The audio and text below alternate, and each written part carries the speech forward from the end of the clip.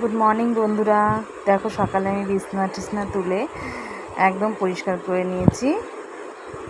এবার আমি চা করতে গেছি, চা করছি চা, লাল চা। আমরা সবাই লাল চা খাই।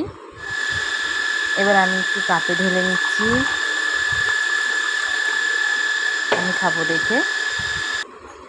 তারপর সকালের জন্য টিফিন তৈরি করছি, তোমার আলুর তরকারি। কালো জিরে শুকনো লঙ্কা ফোড়ন দিয়েছি আর পেঁয়াজ আলু একসঙ্গে কেটে দিয়ে দিয়েছি। তারপরে তরকারিটা টমেটো দিয়ে জল দিয়ে দিয়েছি। এই যে তরকারিটা কমপ্লিট হয়ে গেছে আমার। তারপরে একটু লুচি করলাম, আজকে সকালে লুচি ভাজলাম।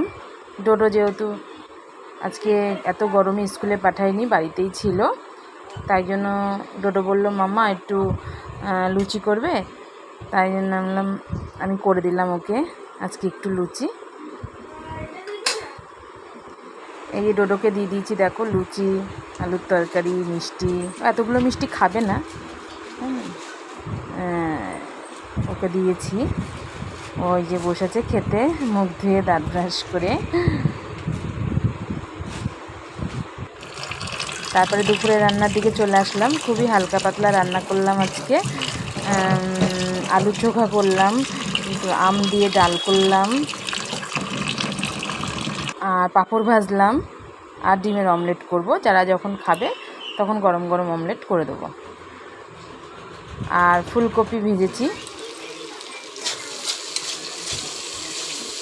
আর কিছু সেরকম করিনি আজকে।